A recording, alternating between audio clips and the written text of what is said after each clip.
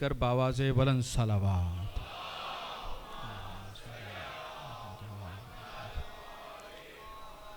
اعوذ باللہ من الشیطان الرجیم. بسم اللہ الرحمن الرحیم. الحمدللہ الملک القدوس السلام المؤمن المہیمن العزیز الجبار الحق الذي قوله حق ووعده حق وامره حق الذي هو الخالق الحق والظاهر الحق والباطن الحق وقال الحق في حقه ويعلمون ان الله هو الحق المبين.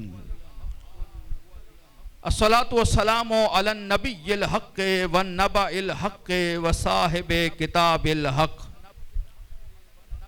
وقال الحق في حقه إنا أرسلناك بالحق هو أبو القاسم محمد.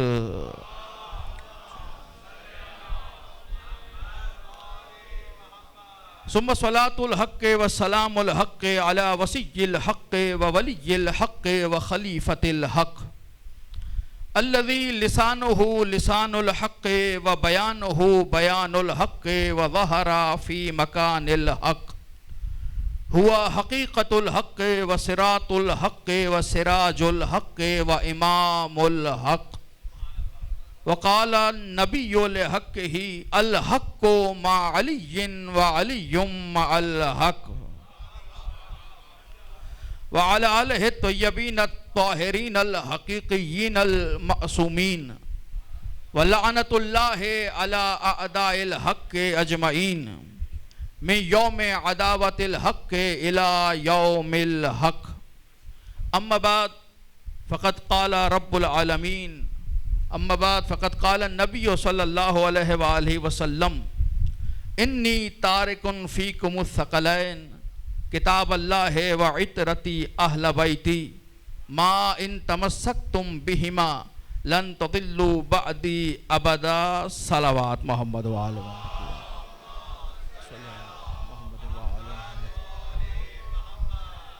اجازت ہے حضور.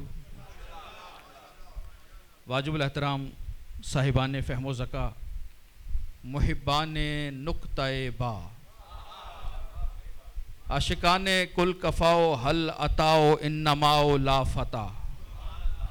سلسلہ گفتگو کا یہ عشرے کا پہلا مرحلہ گو کہ گزشتہ شب مجلس ہوئی تھی.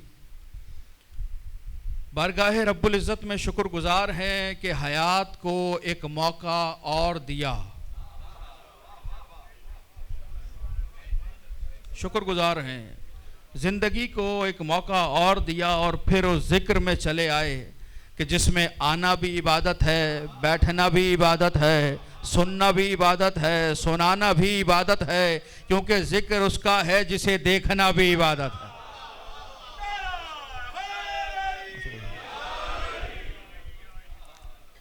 بارگاہ رب العزت میں شکر گزار ہے زندگی کو موقع دیا، جسم کو صحت دی، توفیق نصیب ہوئی کہ فرش اعضا پر آئے.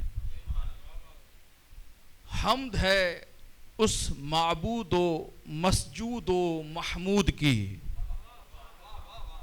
صاحبان علم تشریف فرمائے. حمد ہے اس معبود و محمود و مسجود کی جس نے اپنے وجود پر شہود کے لیے ایک جیسے 14 محمد بنا دی ہے. زبانوں کا شکر گزار ہوں، آپ کا ذکر اہل بیت میں کھلتے ہوئے چہروں کا شکر گزار ہوں.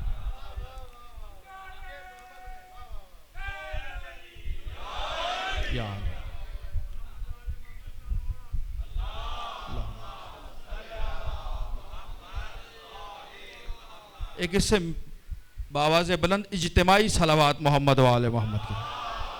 اللہم صلی حمد ہے اس معبود و محمود و مسجود کی جس نے اپنے وجود پر شہود کے لیے ایک جیسے 14 محمد بنائے. ایسے ایک بنائے جو وجود میں ایک ہیں، سرود میں ایک ہیں، ورود میں ایک ہیں، حدود میں ایک ہیں، درود میں ایک ہے۔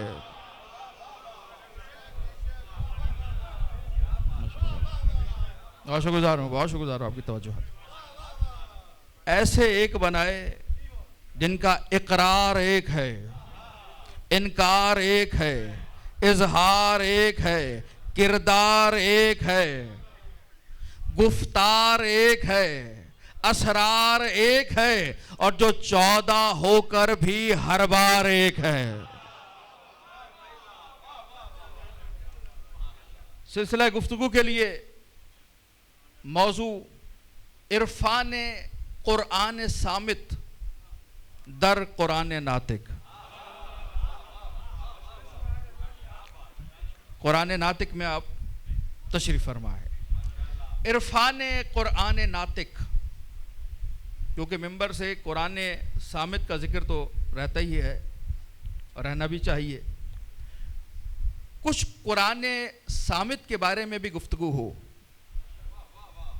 یہ قرآن کیا ہے، قرآن میں کیا ہے، قرآن کیسا ہے۔ کل میں نے موضوع کا تعارف کرایا تھا، کچھ گفتگو رہے گی۔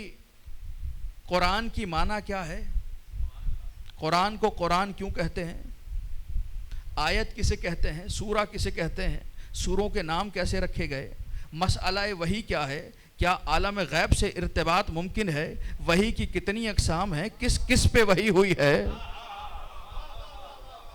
اعجاز کسے کہتے ہیں، معجزہ کس چیز کا نام ہے، کیا قرآن معجزہ ہے تو کس چیز میں معجزہ ہے، کیا اس زمانے کے لیے معجزہ تھا یا قیامت تک کے لیے معجزہ ہے۔ قرآن کہہ رہا ہے اگر اس کلام پہ شک ہے تو اس جیسا بنا کے لے آؤ۔ یہ قرآن کا دعویٰ صرف اس زمانے میں تھا یا آج بھی ہے؟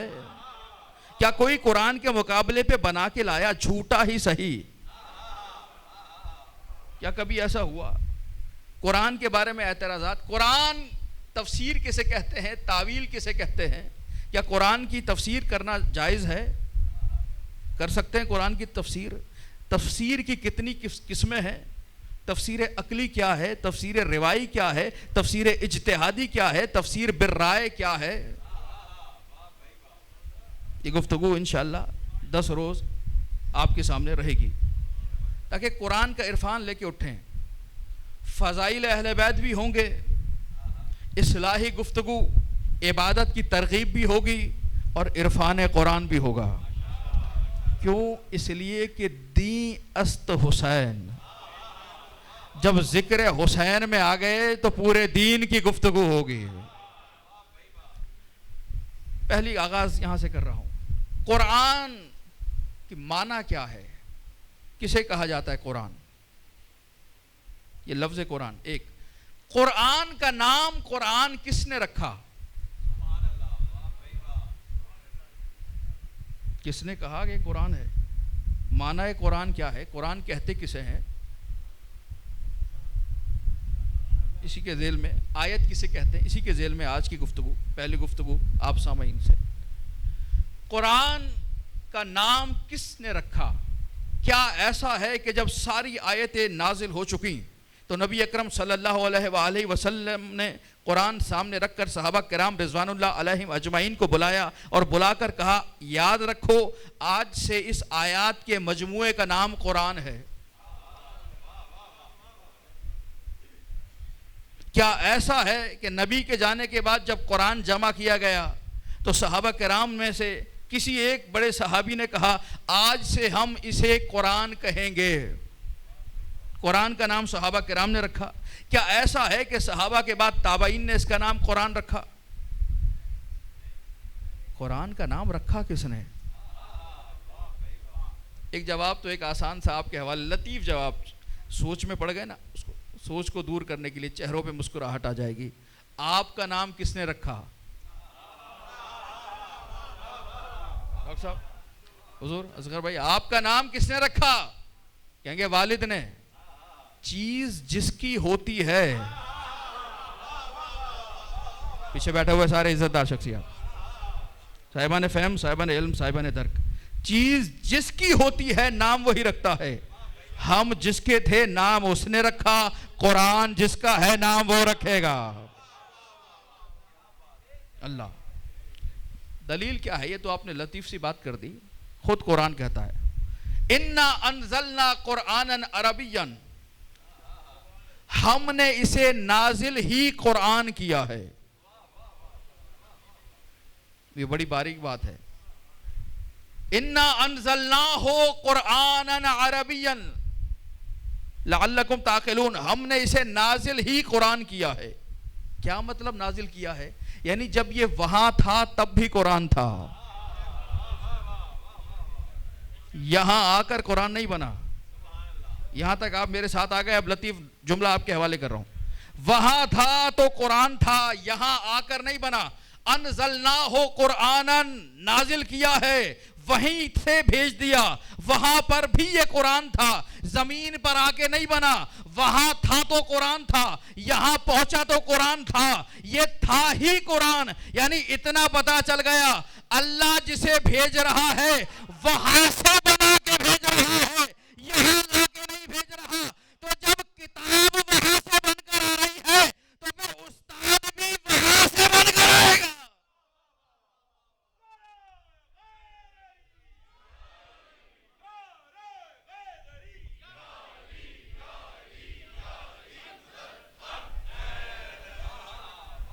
پہلے گفتگو ہے، ایک صلوات بآواز بلند محمد و آل محمد کی ذات پہ۔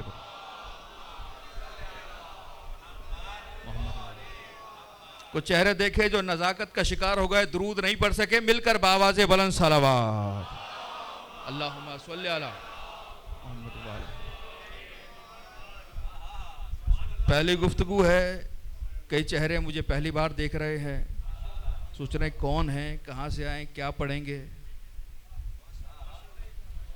اجنبیت تو ہے نا حضور، برقرار ہے، تو ابھی اسی سوچ میں معاملہ چل رہا ہے۔ تو گزارش یہی ہے کہ یہ ہماری پہلی ملاقات ہے، لیکن پہلی ملاقات ہو کر بھی پہلی ملاقات نہیں ہے۔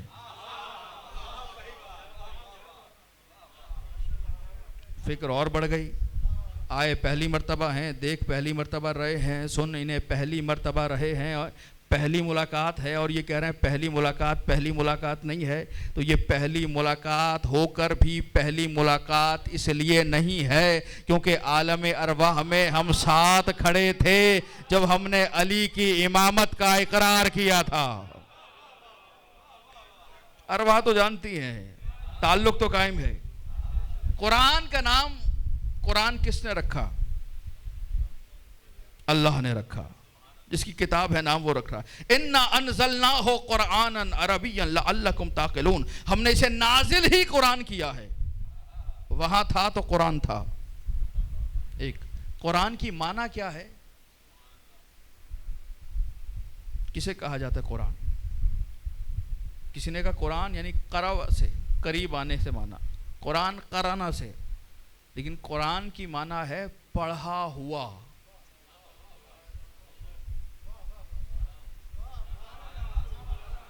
بہت شکر گزار ہوں حضور۔ قرآن کی معنی ہے بزرگوار، بہت شکر گزار ہوں آپ کی توجہات کا۔ قرآن کی معنی ہے خواندہ شدہ، پڑھا ہوا۔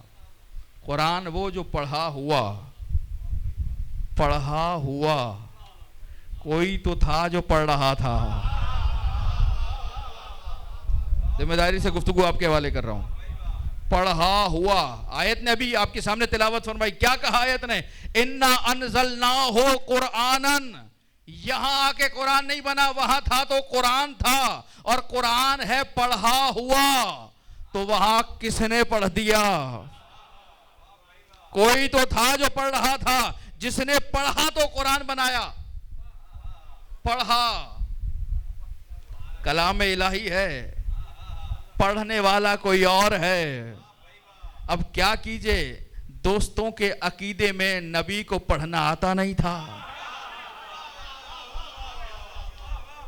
کوئی تو پڑھ رہا ہے، تلاش کیجئے اس پڑھنے والے کو کہ جس نے پڑھا تو یہ پڑھا ہوا کہلایا۔ کون ہے وہ پڑھنے والا؟ جائیے چراغ لے کر تلاش کیجئے، نہیں ملے گا۔ مالک سمجھ نہیں آیا یہ کون ہے جو پڑھ رہا ہے، اور یہاں آ کر نہیں وہاں پڑھ رہا ہے۔ کس نے اسے پڑھا تو یہ پڑھا ہوا کہلایا. کہ کیوں پریشان ہوتے ہو اگر ابھی تک پتہ نہیں چلا؟ 16 رجب ہے، بیت اللہ ہے، دست نبی اللہ پر علی کتاب اللہ کی تلاوت کر رہے ہیں. نہیں سمجھے کہ الرحمن علم القرآن خلق الانسان. رحمان ہے وہ جس نے علم قرآن پہلے دیا، زمین پہ بعد میں بھیجا. مالک یہ اصول سمجھ نہیں آیا؟ علم پہلے دیا، علم نہیں، علم قرآن. علم القرآن، علم قرآن پہلے دیا، زمین پہ بعد میں بھیجا. خلق الانسان، خلق کیا اس ایک انسان کو. علم پہلے، خلقت بعد میں. پروردگار بات سمجھ نہیں آئی. ہم پہلے خلق ہوتے ہیں، بعد میں علم لیتے ہیں. یہ کون ہے جسے علم پہلے مل رہا ہے، خلقت بعد میں؟ ہمارا اصول یہ ہے پہلے خلق ہو گئے، مدرسے میں گئے، اسکول میں گئے، کالج میں گئے، یونیورسٹی میں گئے، علم لیا. یہ کون ہے؟ خلقت بعد میں، علم پہلے. اپنے اصول کو توڑ رہا ہے. اصول بنایا تھا خلقت پہلے علم بعد میں، یہاں اصول توڑ دیا، علم پہلے خلقت بعد میں. مالک دے دیتا، علی کو ہی علم دے دیتا، لیکن خلقت پہلے رکھتا. اگر خلقت پہلے رکھ کر قرآن کا علم دیتا تو ہر حافظ قرآن یہی کہتا. توجہ فرمائیے گا، توجہ جو پیچھے بیٹھے تشریف فرمائے. ہر حافظ قرآن یہ کہتا ہماری تو بات کر رہا ہے اللہ. اللہ کی توفیق شامل حال نہ ہوتی تو ہم قرآن کو حفظ کیسے کرتے؟ اللہ نے کہا نہیں، علی کو علم پہلے دوں گا تاکہ دنیا کو پتا چل جائے حافظ قرآن اور ہوتا ہے وارث قرآن اور.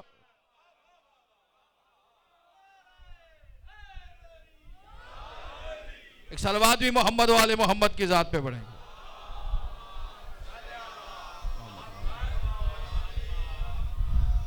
الرحمن، رحمان ہے وہ، خود کو رحمان کہتا ہے. اور لطیف بات یہ ہے کہ جب اس نے عرش کا شامیانہ بچھایا خود کو رحمان نہیں کہا. جائیے قرآن کا مطالعہ فرمائیے. زمین کا فرش بچھایا خود کو رحمان نہیں کہا. ستارے لٹکائے خود کو رحمان نہیں کہا. سورج کا چراغ جلایا خود کو رحمان نہیں کہا. چاند بنایا خود کو رحمان نہیں کہا. جنات بنائے خود کو رحمان نہیں کہا. فرشتے بنائے خود کو رحمان نہیں کہا. لیکن جیسے ہی علی کی بات آئی کہ الرحمن علم القرآن خلق الانسان، رحمان ہے وہ جس نے ناطق کی زبان پہ صامت کو جاری کر دیا ہے. خود کو رحمان کہتا ہے. الرحمن کون؟ علم القرآن، علم قرآن دے رہا ہے، علم دے رہا ہے، وہاں سے لیا ہے. پروردگار علم دیا علی کو تو کون سے کمال کی بات ہے.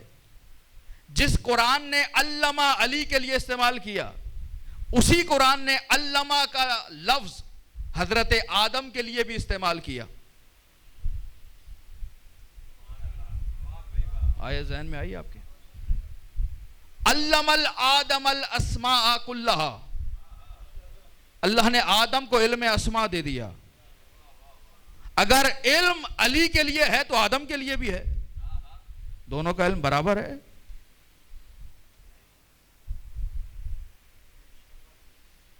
کہہ رہے ہیں نہیں برابر نہیں ہے. جو لفظ علی کے لیے وہی حضرت آدم علیہ السلام کے لیے. دونوں برابر ہو گئے. کہنے لگے نہیں مانیں گے برابر ہو گئے. کیوں نہیں مانیں گے؟ کیونکہ جانتے ہیں آدم کو علم ملا تخلیق کے بعد.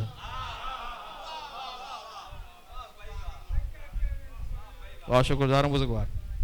آدم کا علم ہے خلقت کے بعد، علی کا علم ہے خلقت سے پہلے. آدم کا علم ہے صرف اسماء کا، ناموں کا علم دے دیا، اسماء کا علم دے دیا. اسماء کا علم دے رہا ہے. اب کون سے اسماء تھے؟ کن کے اسماء تھے؟ مفسرین نے سب لکھا، اسماء نہیں لکھے. حضور یہ بھی تحریر فرما دیجئے کس کے اسماء. کلہا کہہ رہا ہے تو اس کل میں پنجتن کے نام بھی رکھ دیجئے. کل کہہ دیا تو اس میں پنجتن کے نام بھی لکھ دیجئے. نہیں, پنجتن کے نام نہیں لکھے. ہم نے کہا نہ لکھیے, قرآن لکھوائے گا. علم آدم الاسماء کلھا, اسماء کا علم دے دیا. مالک یہ اسماء کس کے ہیں؟ کا بھی پتہ چل جائے. یا آدم انبئہم باسمائہم, آدم یہ ہم کے نام بتاؤ. اسماء ہاؤلائے, ہاؤلا کے نام بتاؤ. ہاؤلائے اسماء, مالک سمجھ نہیں آئے کون ہے اسماء کا. ہاؤلائے, یہ جو ہاؤلائے ہیں یہ اسماء ہیں. ہاؤلائے کو سمجھو. مالک ہاؤلائے بھی سمجھ نہیں آ رہا. کہ ہاؤلائے سمجھ نہیں آ رہا تو ہم سمجھو. ہم, یہ جو ہم ہے نا, ان کے نام بتاؤ, ہم کے نام بتاؤ. مالک ہم بھی سمجھ نہیں آ رہا. جملہ آپ کے حوالے کر رہا ہوں, جیسے آپ کا جی چاہے ویسے سماعت فرمائیے. ہاؤلائے ہیں اسماء. مالک ہاؤلائے سمجھ نہیں آیا. کہ ہم ہیں اسماء. پروردگار یہ ہم بھی سمجھ نہیں آیا. کہ اگر سمجھ نہیں آیا تو پھر جاؤ حدیث قصہ پڑھو. جب چادر کے نیچے آ گئے, اب جبریل نے کہا یا رب ومن تحت القصہ, کہ ہم فاطمہ و ابوہا.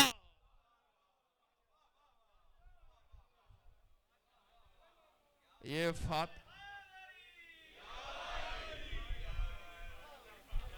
ہم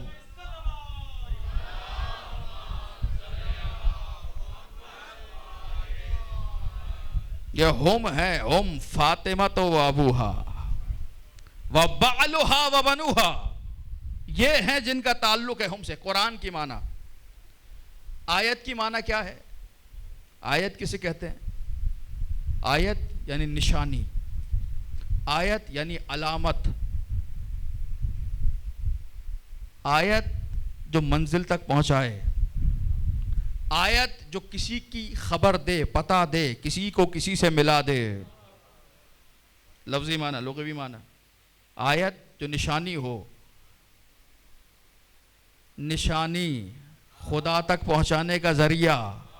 آیت, یہ آیتیں پڑھتا ہے انسان, سمجھتا ہے, دقت کرتا ہے, خدا تک پہنچتا ہے. آیت خدا تک پہنچانے کا ذریعہ. سورہ کسے کہتے ہیں؟ بڑی بحث اس آیت کے اندر ہی, اگر میں چلا جاؤں تو فضائل کا وقت بڑھ جائے گا اور مجھے اصلاحی گفتگو کو بھی شامل کرنا ہے اپنی گفتگو میں. آیت کی معنی نشانی, علامت. آیت جو پہنچائے, کسی کو کسی سے ملائے, یہ ہے آیت. اور علی ہے آیت اللہ الکبریٰ. صرف آیت نہیں, قرآن نبأ عظیم. قرآن نبأ, اما یتساءلون عن النبأ العظیم. میرے حبیب یہ آ کر آپ سے سوال کر رہے ہیں کہ یہ نبأ عظیم کیا ہے. یہ پوچھتے ہیں نبأ عظیم کے بارے میں. صفین کا میدان, علی کا لشکر اور دشمن کا لشکر. دشمن کے لشکر سے سپاہی نکلا, تلوار ہاتھ میں, قرآن زبان پہ. علی کی لشکر سے سپاہی جانے لگا. علی نے کہا ٹھہرو, میں مقابلے پہ جاتا ہوں. ادھر سے لشکر کے دشمن کا سپاہی ہے, قرآن پڑھتا ہوا آ رہا ہے. علی سے سامنا ہوا. علی نے کہا کیا پڑھ رہا ہے؟ کہ یا علی قرآن پڑھ رہا ہوں. کہ کون سی آیت پڑھ رہا ہے؟ کہ سورہ نبا کی پہلی آیت پڑھ رہا ہوں, اما یتساءلون عن النبأ العظیم. علی نے کہا تجھے پتا ہے یہ نبأ عظیم کیا ہے؟ کہ علی پتا نہیں ہے, بس پڑھ رہا ہوں. کہ اگر نہیں پتا تو اب سمجھ لے, واللہ انا النبأ العظیم, اللہ کی قسم میں علی نبأ عظیم. پڑھ رہے ہیں, سمجھتے نہیں ہیں, تلاوت کر رہے ہیں, تفکر نہیں کر رہے. میں نبأ عظیم, ایک خبر, عظیم خبر. دوسری آیت, نشانی جو پہنچائے, جو ملائے. خبر سنائی جاتی ہے, نشانی دکھائی جاتی ہے. خبر نبأ عظیم, آیت نشانی, علی آیت اللہ الکبریٰ. جہاں خبر بھی ہو, آیت بھی ہو, دونوں کہاں ملیں گی؟ کہ غدیر کے میدان میں. اسی لیے نبی نے ہاتھوں پر اٹھا کر دکھایا تھا, زبان سے من کن تو مولا کہہ کے سنایا تھا. ایک سورہ کسے کہتے ہیں؟ سورہ کہاں سے نکلا ہے؟ کئی وجوہات بیان کی. سور سے نکلا ہے. جھوٹا بچا ہوا پانی اسے سور کہا جاتا ہے. لیکن جو دقت کی گئی کہ یہ نکلا ہے سین واو رے سے, سور. اس کی معنی کیا ہے؟ شہر کے حصار کو, حفاظتی دیوار کو سور کہا جاتا ہے. سورہ اسی سے نکلا ہے. سورہ یعنی حفاظتی دیوار, جس کے اندر آیات کا مجموعہ آ جائے, حفاظتی دیوار قائم ہو جائے, معین کر دے, اسے سورہ کہتے ہیں. دیوار آ جائے, آیتیں جمع ہو جائیں, بس مخصوص یہ آیت باہر نہیں جائے گی, باہر والی اندر نہیں آئے گی. یہ سورہ ہے. باہر والوں کو اندر نہ آنے دے. دیوار ہے نا, لیکن جس طرح دیوار کے لیے در کی ضرورت ہے, ادا کرے یہ جملہ میں آپ کے حوالے کر سکوں, پہنچا سکوں جتنے دوست ہیں.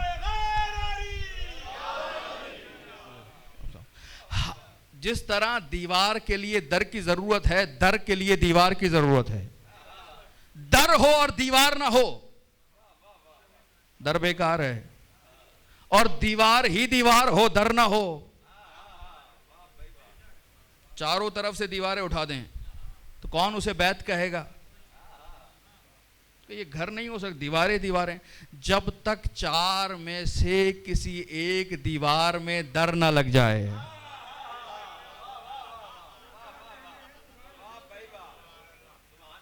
تب جا کے وہ بیت بنے گا. سور سے نکلا سورہ, در, دیوار. آیت, سورہ. نام سوروں کے کیسے رکھے گئے؟ اس کی مختلف وجوہات ہیں. کبھی ایک ہی سورے کے کئی نام ہیں. سورہ حلاطہ 3 نام ہیں. سورہ حلاطہ بھی کہتے ہیں, سورہ انسان بھی کہتے ہیں, سورہ دہر بھی کہتے ہیں. شروع کی آیت سے نام لے لیا, سورے کی پہچان کے لیے, علامت کے لیے سورے پہ نام لگا دیا, یہ سورے کا نام ہے. کبھی کوئی ایسی خاص چیز جو اسی میں بیان ہوئی, کسی اور میں نہیں ہوئی, اس کا نام لیا, سورے پہ رکھ دیا. کبھی کوئی زیادہ ذکر ہونے والی چیز, اس کو رکھ دیا. سورہ مریم میں حضرت مریم کا تذکرہ زیادہ ہے, سورہ یوسف میں حضرت یوسف کا تذکرہ زیادہ ہے, رکھ دیا. نام رکھے گئے, نام گزاری. قرآن, سورہ, آیت, سوروں کی نام گزاری. مقصد کیا ہے؟ پیغام کو لے کر انسان کو پہنچانا ہے. کہاں؟ جس کے لیے خلق کیا ہے. کس کے لیے خلق کیا ہے؟ وما خلقت الجن والانس الا لیعبدون. خلق کیا ہے عبادت کے لیے, جہاں تک انسان کو لے کر آنا ہے. یہ ساری علامتیں, یہ قرآن پیغام ہے انسان کو عبادت تک لانے کے لیے. کل میں نے گفتگو میں عرض کیا تھا کہ کس طرح سے, کیا ایسا کہا جائے کہ انسان خود بخود عبادت کے لیے مائل ہو جائے. کل میں عرض کر چکا کہ عبادت کس وجہ سے کی جائے. صرف نام دہرا رہا ہوں. پہلی چیز, عظمت الہی کو جو درک کرے گا وہ خود بخود عبادت کے لیے جھکے گا. جب پتہ ہو سامنے والا اتنا عظیم ہے, اتنا بڑا ہے, خود بخود دل جھکتا ہے. دوسرا, فقر و وابستگی, جہاں سے انسان کو کچھ ملنے کی امید ہو, وہاں جھکتا ہے. جب معمولی سے لوگوں کے سے کچھ ملنے کی امید ہے, وہاں تو جھک رہے ہو. اور جس نے بغیر مانگے ساری کائنات بنا کے دے دی ہے, اس کی عبادت کے لیے تأمل کیسا. تیسری چیز, نعمتوں کی یاد دہانی. یاد آ جائے اتنی نعمتیں اللہ نے دی ہیں, بغیر کسی وجہ کے دی ہیں. شکریہ تو بنتا ہے اس کا. شکر منعم واجب ہے, عقلاً واجب ہے. اس نے نعمت دی, اس کا شکریہ ادا کیا جائے. آج کی گفتگو عبادت کیسی کی جائے. کل کی گفتگو کیوں کی جائے میں بیان کر چکا. آج کیسی کی جائے. پہلی چیز, عبادت آگاہانہ ہونی چاہیے. پتا تو ہو کہ کر کیا رہا ہے، عادت سے مجبور نہیں، معلوم ہو کہ کس کے سامنے کھڑا ہے۔ مسئلہ ہمارا یہ ہے، نماز کے لیے خدا نے توفیق دی، الحمدللہ آ گئے مسجد میں، مصلی پہ کھڑے ہیں، جماعت سے نماز بھی پڑھ رہے ہیں، لیکن خیالات دنیا کے سامنے ہیں، سارے دنیا کی باتیں، ساری چیزیں مصلی پہ یاد آ رہی ہیں۔ عبادت آگاہانہ پتہ ہو کہ کس کے روبرو کھڑا ہے۔ اگر یہ خیال ہو کہ خدا کی بارگاہ میں کھڑا ہوں، مجھے بتائیے حالت کیا ہوگی؟ اور ہم میں سے کتنوں کی حالت ایسی ہوتی ہے؟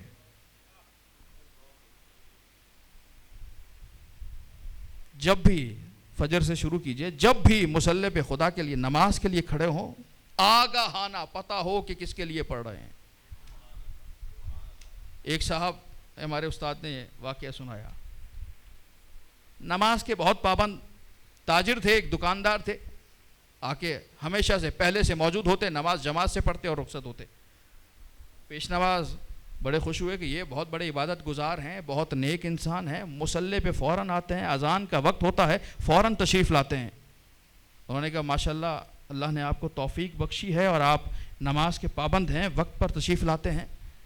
کہنے لگے جی حضور بس یہ اللہ کا کرم ہے، لیکن ایک فائدہ اور ہے۔ کیا فائدہ ہے؟ کہ نماز میں ساری دکان کا حساب بھی لگا لیتا ہوں،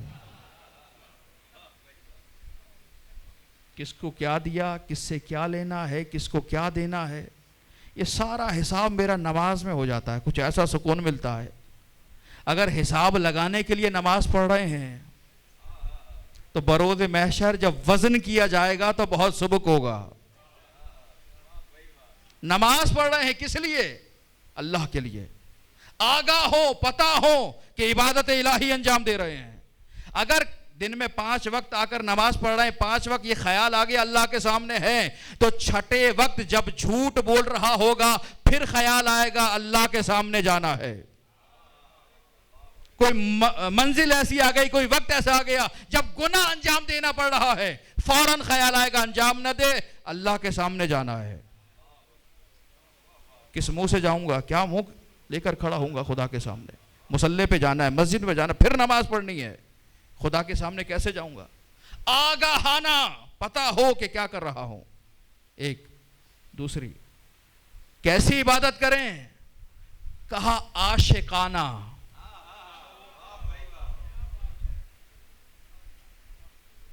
کیسی کی جائے؟ عاشقانہ۔ نوجوانوں کے چہرے کھل گئے، عشق اللہ سے۔ کیسی عبادت؟ عاشقانہ۔ محسن کراتی حفظہ اللہ نے تحریر فرمایا، عاشق انتظار کرتا ہے کہ کوئی بہانہ ملے معشوق کے پاس پہنچو۔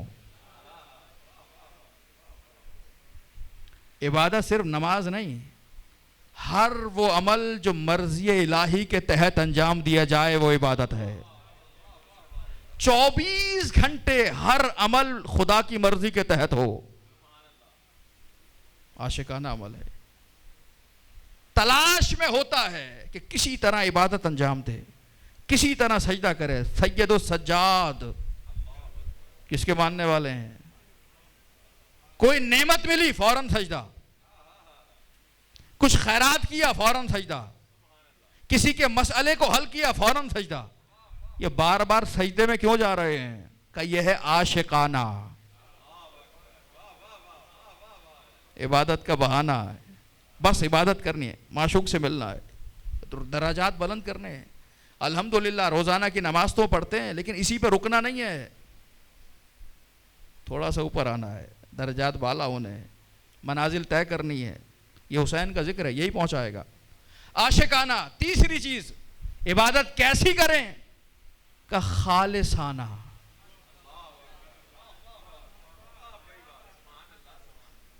کیسی؟ خالصانہ۔ مولانا مجلس پڑھنی ہے، عشرہ پڑھنا ہے، اکاؤنٹ میں پیسے بھجوا دیجئے، یہ خالصانہ ہے۔ بھائی یقین نہیں ہے آپ پر،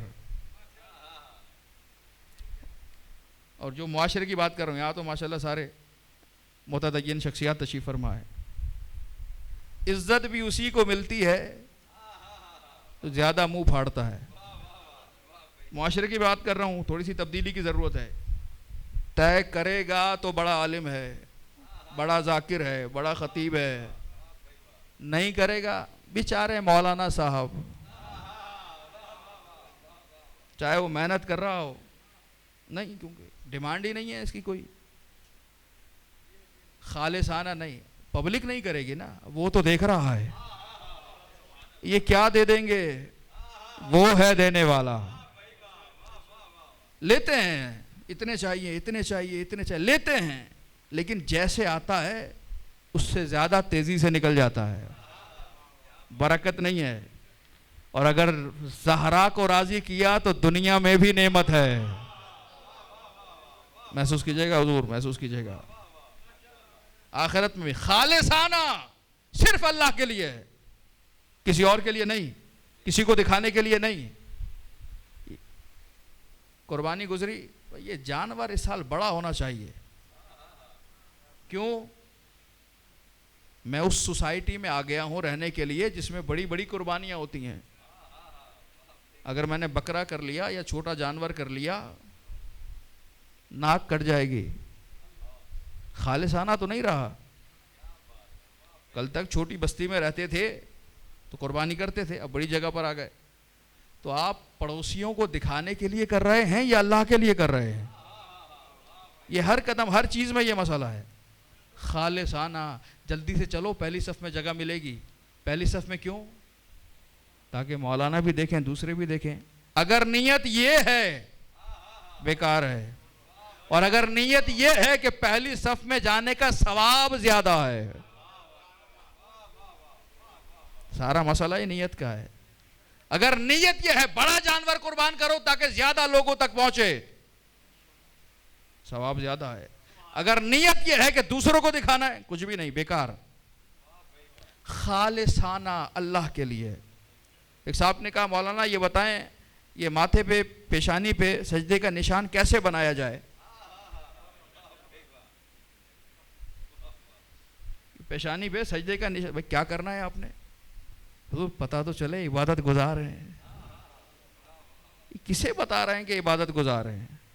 جس کی کر رہے ہیں اسے پتا ہے کتنا بڑا عبادت گزار ہے. کسے بتانا چاہ رہے ہیں کہ اتنا بڑا؟ ہر مسئلے میں, کچھ مسئلوں کا میں نام نہیں لے رہا, ہر مسئلے میں معاملہ ہے. دنیا کو دکھانے کے لیے نہیں, جس کی ہے اسے دکھانے کے لیے. خالصانہ. ایک, کتنی چیزیں ہو گئیں؟ 3 ہو گئیں. بہت شکریہ, یہ حاضر جوابی. پہلی چیز آگاہانہ, دوسری چیز عاشقانہ, تیسری چیز خالصانہ, چوتھی چیز خاشعانہ. اکڑ میں نہیں, خشوع میں. حضور سر جھکا رہے, جتنا علم آئے اتنا حلم بھی آئے, برداشت بھی ہو, قوت بھی ہو. جتنی دولت آئے اتنی عاجزی بھی آئے. امام محمد باقر علیہ الصلوۃ والسلام کا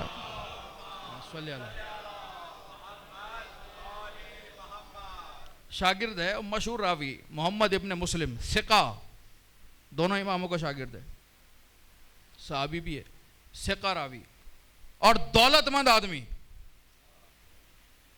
امام نے فرمایا محمد ابن مسلم انکساری اختیار کرو.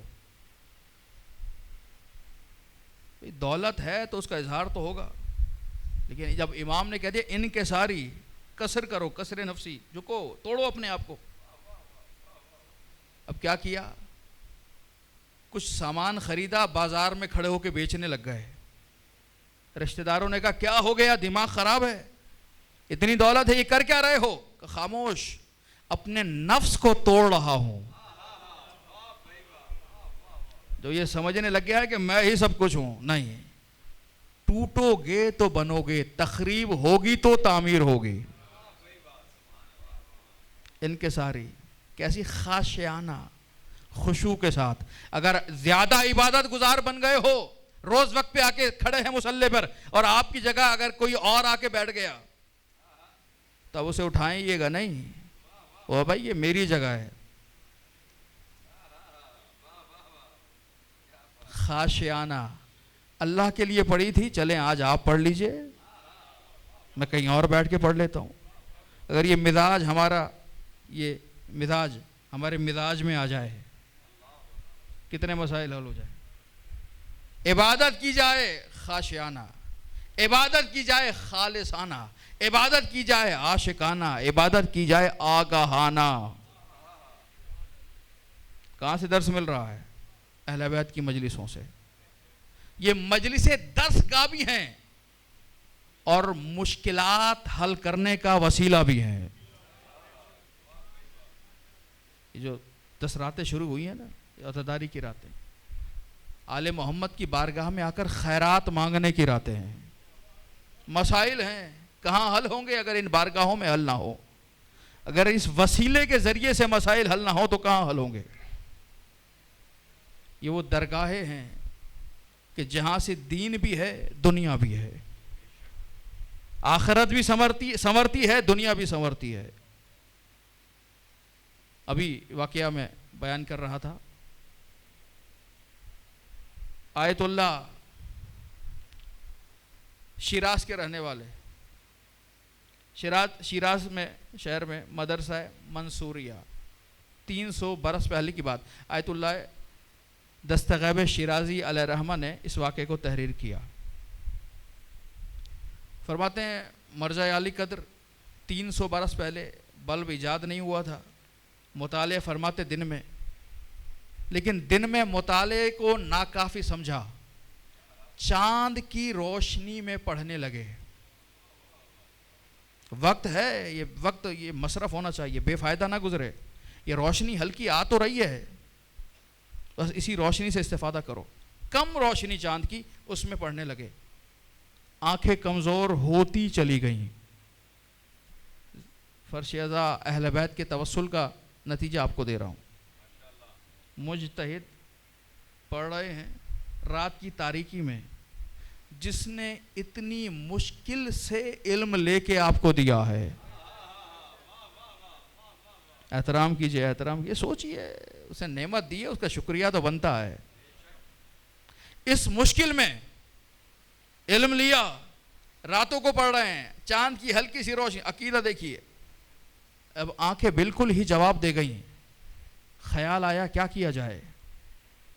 قرآن نے کہا ہے پانی بھی شفا ہے، اور نبی نے کہا ہے حسین کی خاک بھی شفا ہے.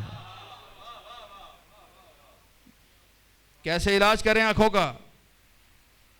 پانی میں خاک شفا کو ملایا اور رات کو آنکھوں میں ڈال کر سو گئے. اپنی طرف سے نہیں، کتاب موجود ہے، آیت اللہ العظمیٰ دستغیب شیرازی علیہ رحمہ. عقیدہ دیکھیے، آنکھوں میں خاک شفا ڈال کر سو گئے، صبح اٹھے دوبارہ سے بینائی آ گئی تھی. نیت تو ہو، خالصانہ تو ہو، ملتا ہے، لیکن آپ نے بھی آل محمد کے لیے کچھ کیا تو ہو.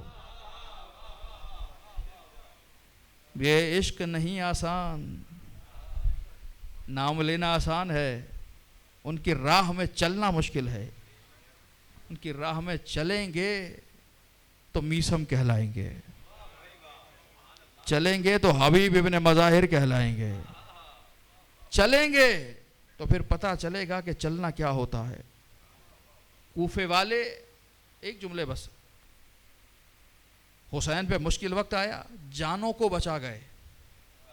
اسی کوفے میں سے چند نکلے جو جان لٹا گئے. چند نکلے، حسین نے بلایا، کچھ حسین کے بلانے پر آئے، کچھ محبت میں آئے، شامل ہوئے. میسم تمار ممبر سے علی کے فضائل بیان کر رہے ہیں. آخری جملہ حضور، اصلاحی جملہ ہے، لے کے جائیے گا. میسم ممبر سے فضائل علی بیان کر رہے ہیں. ابن زیاد کی حکومت ہے. آؤ لوگوں علی کے فضائل سناؤں. درد کا جملہ آپ کے حوالے کر رہا ہوں. فضائل سننے تو آ گئے، میسم کو سولی سے اتارنے کوئی نہیں آیا. یہ کیا ہوا؟ علی سے اتنی محبت ہے، فضائل سننے آ رہے ہو تو اس کی مشکل بھی تو حل کرو، ظالم کے خلاف کھڑے ہو، ظلم کے خلاف بات کرو. نہیں، یہ ضرورت نہیں ہے، جان بچاؤ. اب نتیجہ کیا نکلا؟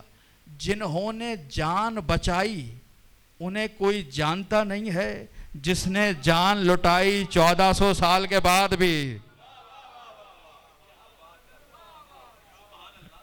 الٹ گیا. اگر حسین پہ قربان کرو گے، آل محمد پہ قربان کرو گے، خدا کی راہ میں جان دو گے تو مٹو گے نہیں، باقی رہ جاؤ گے، کیونکہ باقی رہنے والوں سے جڑ جاؤ گے. حسین گھر سے نکلے، بھرا گھر چھوڑا، لوگ رخصت کرنے تو آئے، لیکن کسی نے یہ نہیں کہا حسین ٹھہرو ہم انہیں دیکھتے ہیں. دنیا نہیں جانتی، لیکن حسین ابن علی بالک، تیرے دین پہ وقت آ گیا، حسین جان دے گا.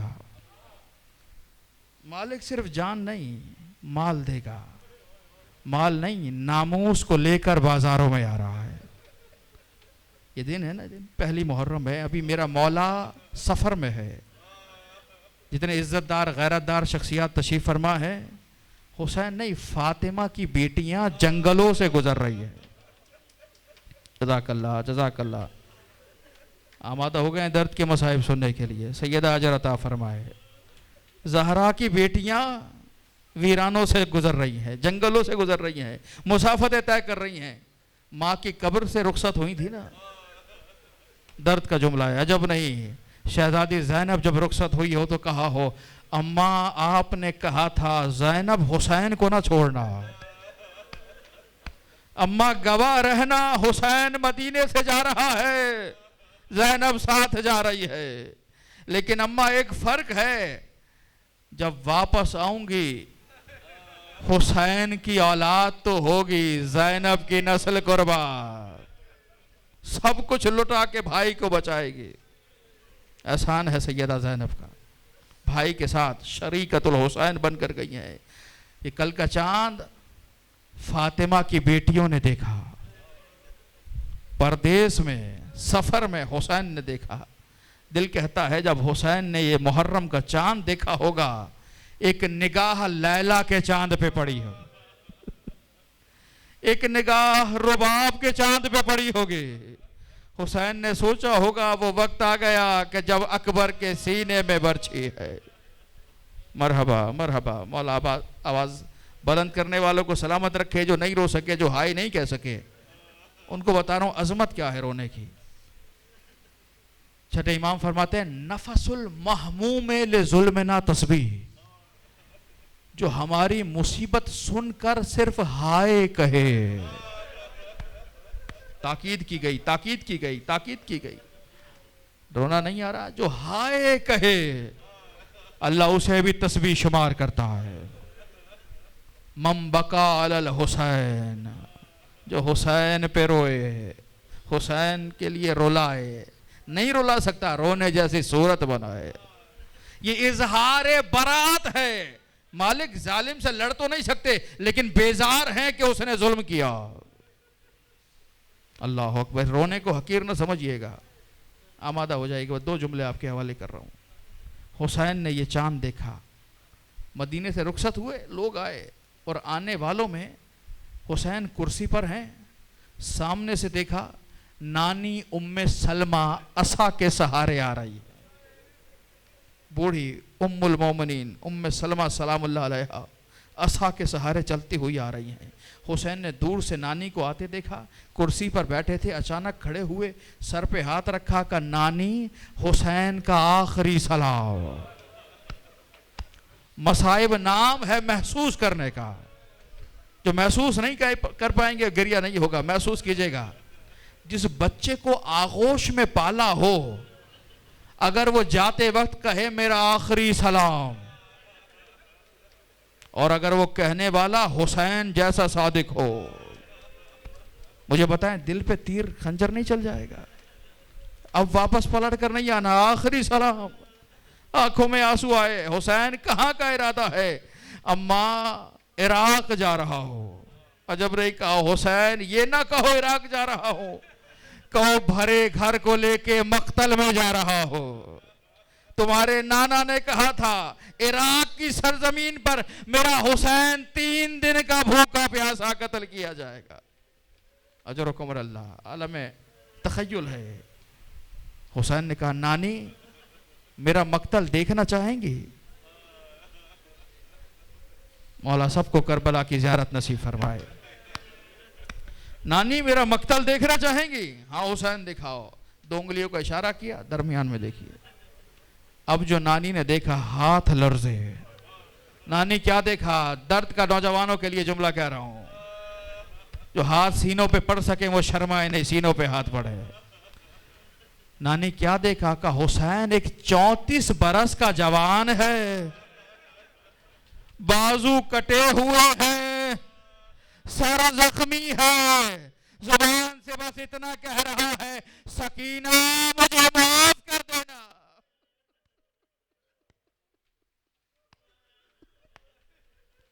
آئے حسین, آئے حسین. حسین نے منظر بدلا, مجلس ہو گئی, گریہ ہو گیا. حسین کا گھر عزا خانہ بن گیا. منظر بدلا. نانی منظر دیکھیے. نانی کیا دیکھا؟ حسین ایک 18 برس کا جوان. جو اولاد والے بیٹھے, مولا آپ کی اولادوں کو سلامت رکھے. محسوس کی ایک 18 برس کا جوان ہے, سینے میں برچھی کا پھل ہے, بوڑھا باپ سرانے بیٹھا ہوا ہے. منظر بدلا. نانی دیکھیے کیا دیکھا؟ حسین 6 مہینے کا ایک بچہ ہے. جو بے اولاد ہیں پروردگار علی اصغر کے صدقے میں اولاد نرینہ انہیں عطا فرمائے. ایک 6 مہینے کا بچہ ہے لیکن اتنا پیاسا ہے, زبان پیاس سے باہر نکلی ہوئی ہے. پانی کا سوال کرتا ہے, بدلے میں تیر آتا ہے. حسین نے کہا نانی خیمے کیسے جلیں گے نہیں دیکھ سکو گی, زینب کے سر سے چادر کیسے چھنے گی نہیں دیکھ سکو گے. درد کا جملہ کہہ رہا ہوں رونے والے عزاداروں. پھوپھی بھتیجے کو کاندھے پہ کیسے اٹھائے گی نانی نہیں دیکھ سکو گی. آخری منظر ملاحظہ کرے عزاداروں. اب جو دیکھا تڑپ کے زمین پہ گری. نانی کیا دیکھا؟ حسین ایک بوڑھا ہے, سر سے لے کر پیر تک زخمی ہے, کہیں تلواروں کا زخم ہے, کہیں نیزوں کا زخم ہے, کہیں خنجر کا زخم ہے, کہیں پتھروں کا زخم ہے. اللہ اکبر. بوڑھا ہے حسین. یہ کون ہے؟ کہ نانی وہ جو 34 برس کا جوان دیکھا میرا بھائی عباس. نانی وہ جو 18 برس کا دیکھا میرا لال علی اکبر. نانی وہ جو 6 مہینے کا دیکھا میرا علی اصغر. حسین یہ بوڑھا کون تھا؟ سنیں گے رونے والوں جو ماتم کر رہے ہیں, جو عزاداری کر رہے ہیں. مولا آپ کو توفیقات میں اضافہ کرے. سیدہ آپ سے راضی ہو. دربار یزید میں جب حسین کا سر لایا گیا, ظالم نے بالوں میں ہاتھ ڈالا. زہر سے کہتا زہر حسین جلدی بوڑھے ہو گئے. 56 برس کی تو عمر ہے, جلدی بوڑھے ہو گئے, بال سفید ہو گئے. زہر نے ہاتھوں کو جوڑا. امیر اجازت ہو تو بتاؤں, بیان کر. امیر عاشور کی دوپہر تک حسین کے بال سیاہ تھے. عاشور کی دوپہر تک حسین کے بال سیاہ تھے, لیکن جیسے ہی جوان بیٹے کی لاش اٹھائی ہے حسین سے برداشت نہیں ہوا, بال سفید ہو گئے. حسین یہ بوڑھا کون ہے؟ اماں نہیں پہچانا, یہ وہی ہے جسے زہرا نے چکیا پیس پیس.